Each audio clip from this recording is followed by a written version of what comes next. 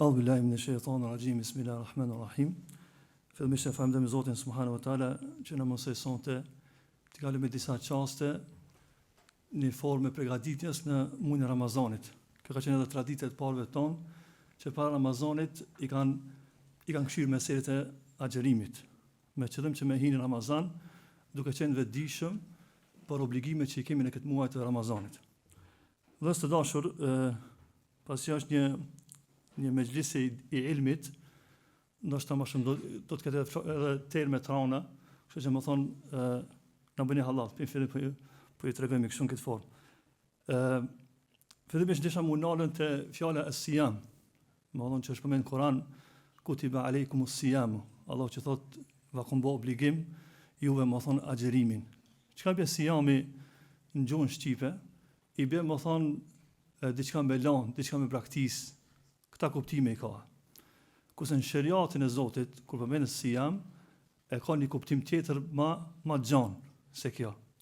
E ka kuptimin me lan hajen, me lan pijen, gjithashtu mu largu nga marrëdhëniet intime, prej imsakut, ose prej hyrjes së kohët sabahut të vërtet, fajr sadiq, deri sa të hije vakti i akşamit. Me nijet të adhurimit.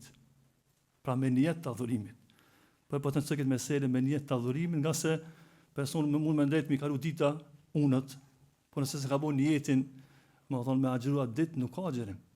Ta si e themi, këtë kjo vepër të me qenë me nijet të adhurimit.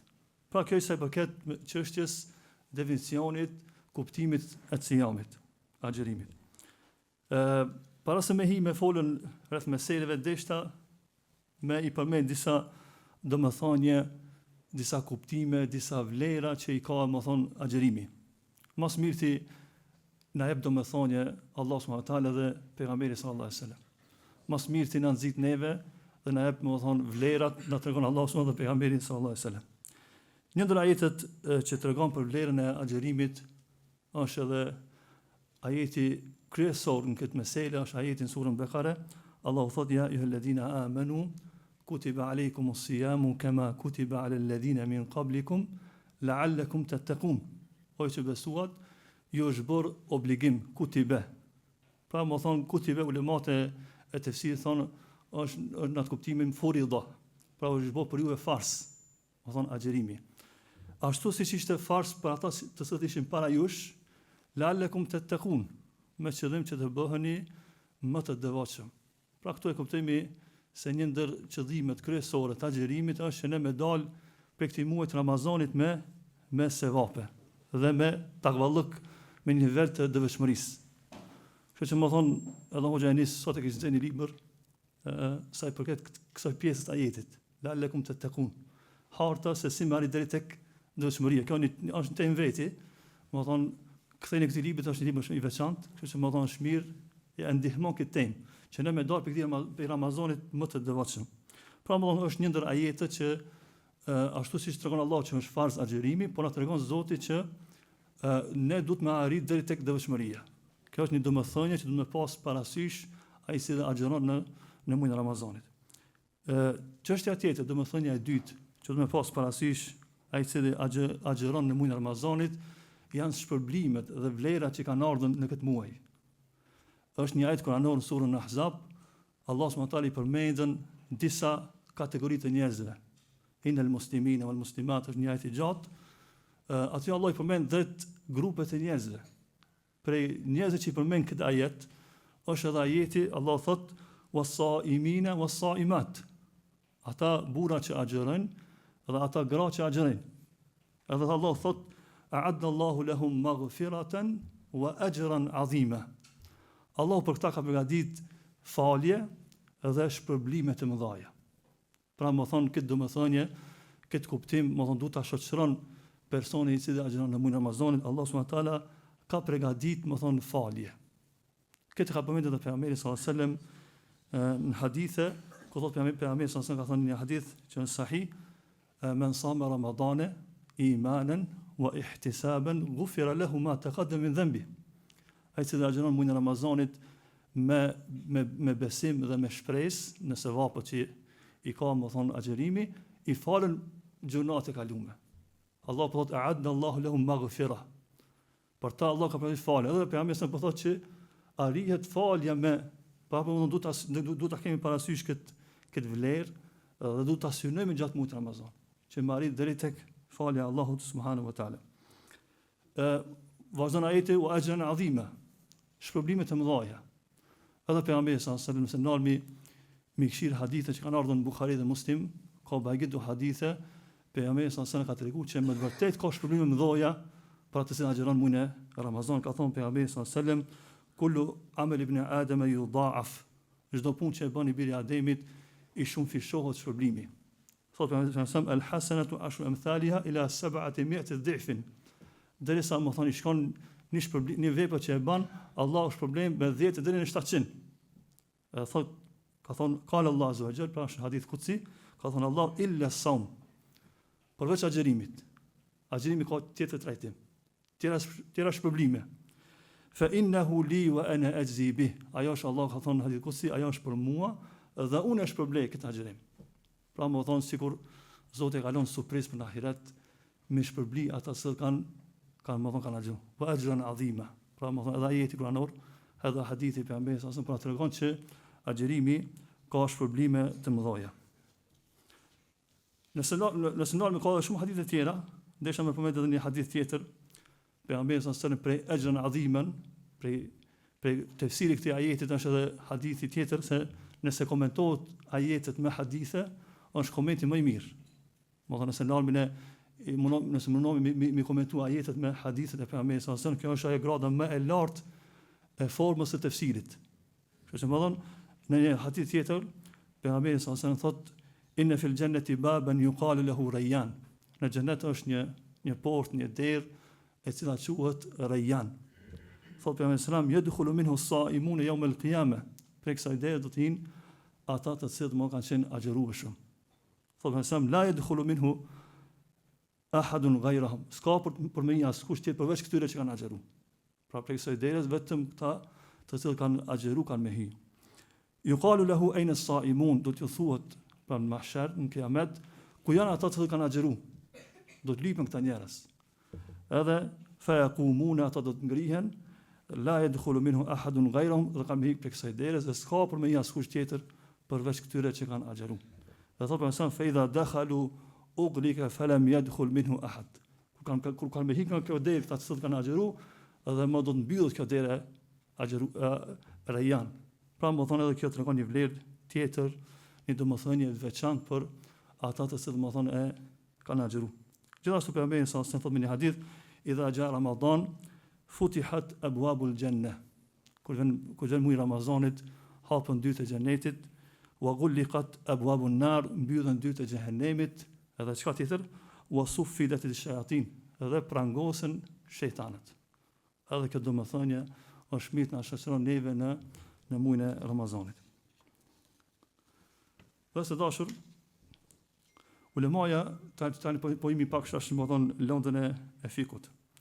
Ulemaja thonë, kemi disa lloje të agjerimit, kemi agjerimin që është fars, kemi agjerimin që është wajib, edhe kemi agjerimin që është nafile. Ka dhe agjerim që është haram edhe mekruh. Kemi disa lloje të agjerimeve.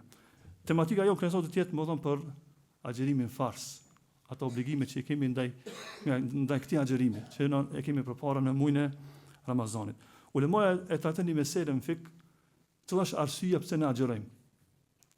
Te farzi, agjerimi fars që është në Ramazan, është arsyeja kush fin këtë muaj. Ai i cili më thonë arrin muajin e Ramazan, këtina i bot obligim agjerimi Ramazanit. Pra arsyeja është hyrja në këtë muaj. Allah e ka nënvizu këtë arsye dhe thotë Allah subhanahu wa taala faman shahida minkum ash-shahra falyasumhu. Ai cili më thon dëshmon dhe ka hyrë në këtë muaj në ta xheron. Personi i cili nuk ka mbri muajin këtë muaj, a mund të më thonë që e ka obligim, e ka pas nëse ka dek ose ka probleme tjera, nëse ka dek ka shumë nga kjo botë. A mund të më thonë që e ka pas farz agjerimin, ka hyrë Ramazan dhe s'ka agjëru? Jo.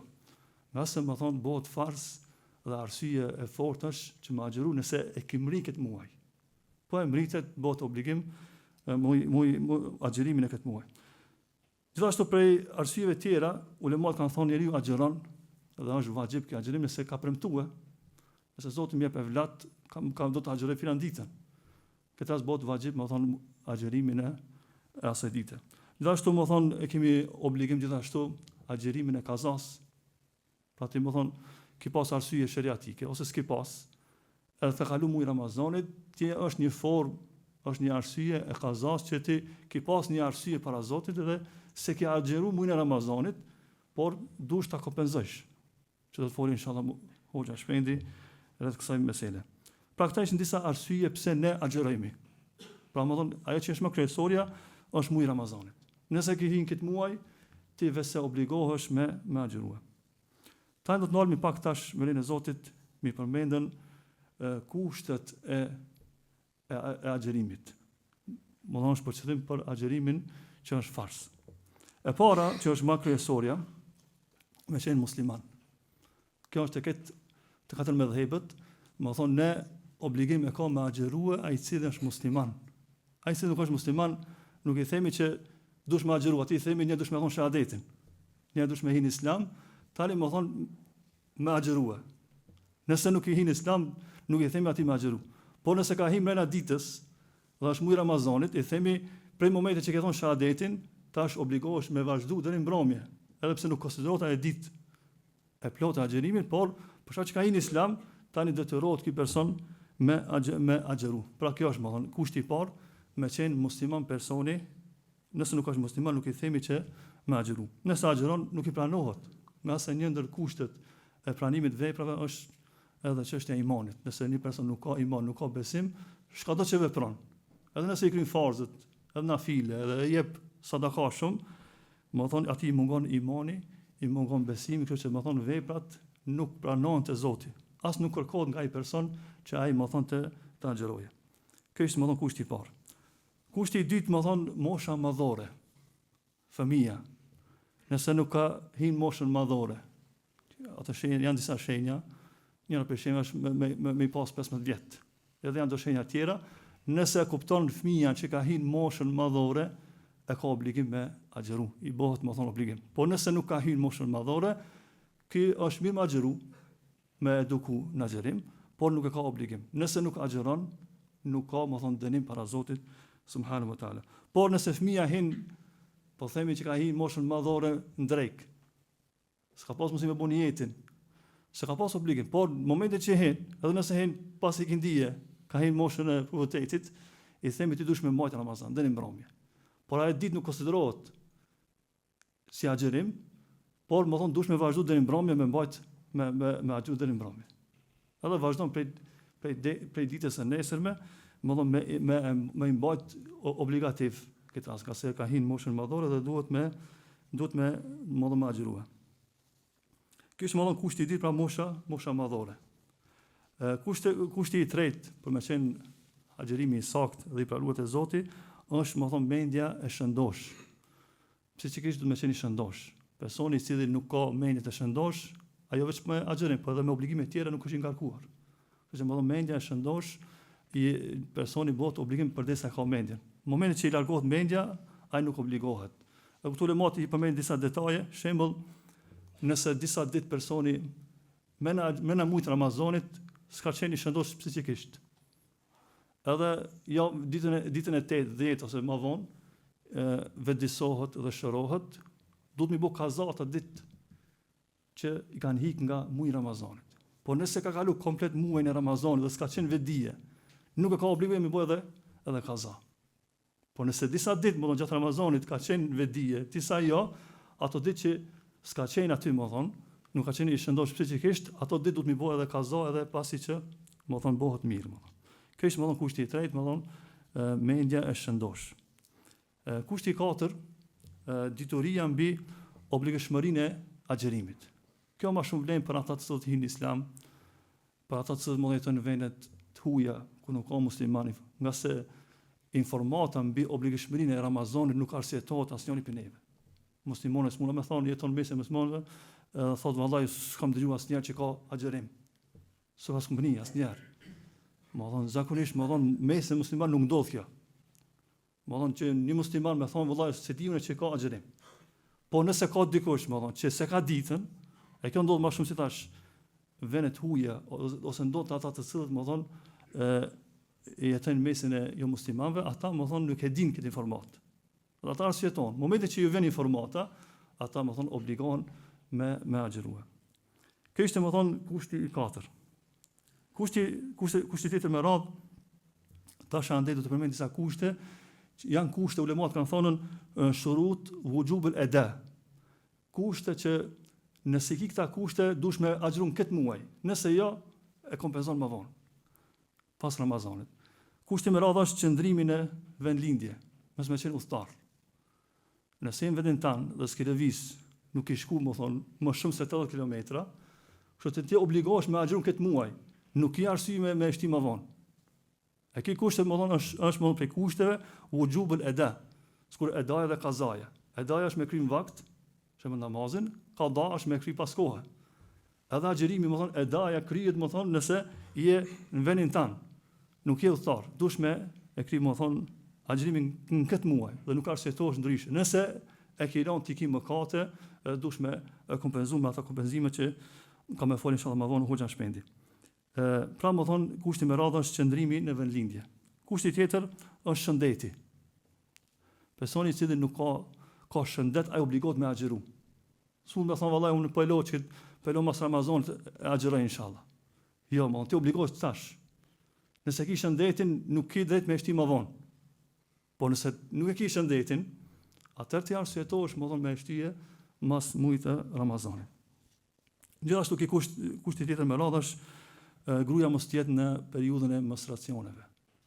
Edhe kjo kusht është më thonë e njëjta vlen, sikur të udhëtari, të sëmundja dhe të gruaja e cila është më thonë në periudhën e menstruacioneve.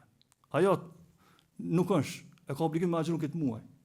Nëse i ka drejt me shti, më thonë, nuk e ka obligim me kry tash. Bile gruaja nëse e kryn agjërimin në muajin e Ramazanit duke i pas menstruacionet, ka dhe mëkat. Sepse nuk është e njëjta te personi që është udhëtar, ai mund të më agjëru. Edhe te personi që është sëmur, ai mund të më agjëru, por gruaja më thonë që i ka menstruacionet, asaj ndalohet rrepsisht me agjëru. Më thonë vallai po e kryq këtë muaj kur kret po agjërojmë, po e kryj edhe unë tani po bëhet shumë vështirë me e kryj mas Ramazanit, i themi jo, nuk ka drejt. Bile ka ndalesë që më thonë me e kryj Ramazanin, me kryj këta ditë agjërimit, me kryj më thonë këtë muaj nga se i ka arsyeën që do të më shty më thonë deri mas Ramazanit. Gjithashtu edhe periudha e lehonis e njëjta gjë. Edhe kjo është një ndër arsyet, më thonë që nëse nuk është në periudhën e lehtë, duhet me agjëru. Nëse është, atëherë më thonë ka arsye me shti më thonë më vonë. Mesela tjetër prej kushteve është që edhe kjo është një temë veti, mes me hang, me pi dhe me bë disa vepra që e prishin agjërimin. Nëse më thonë i ki bë këta, s'ki prek diçka që ta ka prish agjërimin, e ki agjërimin e saktë. Nëse ki konsumu diçka që më thonë konsiderohet sipas sheriatit që është prishje e agjërimit, ti vetë ke prish një kusht prej kushteve, kjo që më thonë agjërimit është prish. Këto janë shumë, më thonë, si është haja, pija, marrëdhënie intime dhe shumë gjëra tjera, më thonë ndoshta i vën rënë në herë tjetër me i trajtu këta detaje, më thonë. Edhe kushti i fundit që deshta munoj pak më shumë, është kushti niyetin e agjërim. Edhe kjo është prej kushteve të agjërimit. Ulemaja thonë që personi, zakonisht në gjitha adhurimet kërkohet niyeti. Nuk ka adhurim që s'pa niyet. Namazi, agjërimi, zeqati, haxhi, sadakat e ndryshme, krejt adhurime duhet me pas niyet. Edhe agjërimi, prej kushteve më kryesore të agjërim është edhe niyeti. Po këtu janë disa çështje sa i përket agjërimit, niyetin e agjërim. Fillimisht meseja e parë, si bëhet niyeti në agjërim. Kjo është në mesela e çështës niyetit. Është me çështja më thonë vendosmëria me zemër, nuk kushtëzohet. Për ata që thonë me niyetin me gojë, edhe ata thonë që nuk ka kusht me thonë me gojë. Më thonë ajo që është kusht të gjithë ulemat, katër mëdhëpet, është më thonë vendosmëria e zemrës. Ti me vendos që nesër ke me agjëru. Kjo është obligative. Nëse nuk e vendos, edhe do në me agjërue, në agjërimiot nuk pranohet. Kështu që më dush me e vendos që nesër ke me agjëru muajin e Ramazanit. Gjithashtu ka thonë ulemaja këtu në detaj tani kur kjo çështje e trajtojnë më holl, thonë ngritja në sefir konsiderohet niyet. Kur pyet dikush, a do më agjëru nesër, kur i thu po inshallah, edhe kjo konsiderohet niyet. Pra më thonë nuk është patjetër me përmend disa fjalë të caktuara që ti mu tregue edhe me qenë i bindur që dush që nesër e ki niyet me agjëru. S'ka nevojë më thonë. Sa shkot niyeti ka të bëjë me zemrën. Nëse më thonë e ki vendos me zemër që nesër ke me agjëru, më thonë e ki kri këtë obligim. Edhe se për këtë çështje më thonë me thonë niyetin me zemër, ka përmend disa dietar, por e saktë që nuk ka argument. Më thonë me shpreh niyetin, me thonë e bëj niyet nesër me agjëru e me gojë, më thonë nuk ka ndonjë argument. Ajo që është një argument kur në haxhet për sa më ka shpreh niyetin, vetëm vend. Më thonë tjerat adhurime nuk është shpreh, më thonë niyetin. Kështu që më thonë nuk është për sunetit, bile ka ulema që kanë thonë edhe bidat, më thonë shprehja e niyetit. Por më thonë për shkak që ulemat janë bazuar në disa argumente të përgjithshme, janë munduar me zbut çështjen. Ka thonë që është mustahab. Te Malikit është edhe mekruh shprehja e niyetit. Disa ulema kanë thonë bidat, disa kanë thonë mekruh. Është ditë një pakicë e vogël thonë që është mustahab, është vepër për çyr. Por me i thonë një meseles që është mustahab, do të pas ndonjë argument që e mbështet dikun atë çështje. Mesela tjetër sa i përket niyetit është meselia a duhet çdo natë të përsëritet niyeti, apo mund të mjaftohemi vetëm e bëjmë fillim të Ramazanit, bëjmë niyet edhe mjafton çaj niyet për këtë Ramazanin, apo duhet çdo natë. Shumica e dietarëve, këtu hin më thon Hanefit, Shafit dhe Hanbelit, kanë thonë është obligim, është kusht për çdo natë të bëhet niyeti. Të ripërtrihet niyeti që nesër kemë agjëru muajin atë ditë që e ki përpara.